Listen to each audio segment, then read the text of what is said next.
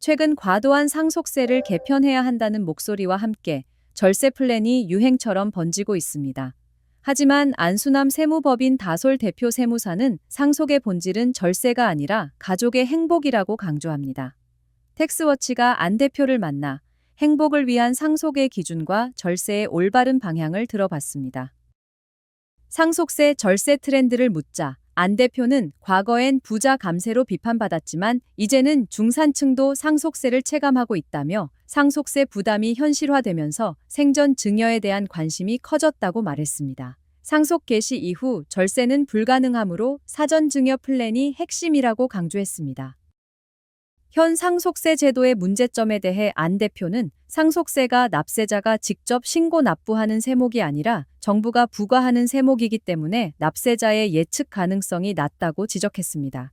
특히 2019년 도입된 꼬마 빌딩 감정평가 제도가 소급 감정 논란을 일으키며 세무행정의 법적 안정성을 해치고 있다고 밝혔습니다. 또 최근 가족법인 설립과 가족 간 계좌이체에 대한 오해가 늘고 있다며 일반 납세자들이 불필요한 불안감을 느끼고 있다고 덧붙였습니다. 부동산 절세 전략에 대한 질문에는 사전 증여의 방식과 시기에 따라 세금 부담이 크게 달라진다고 강조했습니다. 대표적인 사례로 주택과 상가 지분을 함께 넘기면 자녀가 다주택자가 돼 세금이 늘 수 있어 상가만 증여하는 구체적 계획이 필요하다고 조언했습니다.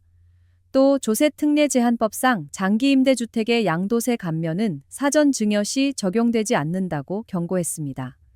양도 증여 상속을 결합할 때는 전문가와 시뮬레이션을 여러 번 거쳐 불필요한 세금 손실을 막아야 한다고 말했습니다. 상속 분쟁을 줄이는 방법을 묻자 안 대표는 상속의 본질은 절세가 아니라 가족의 화목과 형제 간의 우애라고 강조했습니다. 생전에 부모와 자녀가 충분히 소통하고 형평에 맞게 협의해야 갈등을 막을 수 있다고 조언했습니다.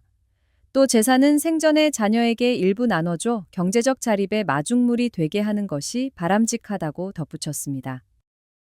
가업 승계 방안에 대해선 자녀가 직접 경영을 이어가기보다 전문 경영인에게 경영을 맡기고 주주로서 관리 감독하는 것이 현실적이라고 말했습니다. 이어 가업 상속이 불가피하다면 평소 꾸준한 배당을 통해 이익잉여금 과다로 인한 주식 가치의 과대평가를 막아야 한다고 조언했습니다. 또 창업자가 지분을 오래 보유하면 상속 시 세부담이 커진다며 지분을 미리 분산해 배우자나 자녀에게 일부 이전하고 안정적인 경영권을 유지하는 것이 바람직하다고 강조했습니다. 개편 방향을 묻자 안 대표는 글로벌 스탠더드에 맞춰 유산세를 유산취득세로 전환하고 2000년 이후 물가 상승을 반영해 최고 과표 구간을 상향해야 한다고 밝혔습니다. 증여 상속 공제는 통합하고 배우자 상속은 비과세로 최대 주주 할증과세는 폐지해 가업 승계 부담을 낮춰야 한다고 제안했습니다. 단기적으로 세수가 줄더라도 2-3년이면 보완될 수 있다고 덧붙였습니다. 상속은 절세의 기술을 넘어 가족의 삶을 지키는 설계입니다. 안수남 대표의 제언처럼 생전 계획과 소통 그리고 합리적 제도 개선 논의가 병행될 때 상속은 분쟁이 아닌 기회가 될 것입니다.